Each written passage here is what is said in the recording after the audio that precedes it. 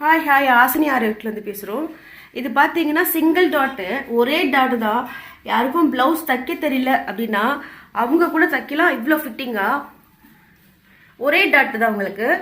உங்களுக்கு வந்து இந்த சைட் டாட் வராது, இந்த சைட் டாட்டும் வராது. பேக் பார்த்தீங்கன்னா நீங்கள் எவ்வளோ லோ வேணால் வைக்கலாம், அவ்வளோ ஃபிட்டிங்காக இருக்கும். நீங்கள் பாருங்கள், எந்த இடத்துலையாவது சுருக்கம் இருக்கான்னு பாருங்கள்.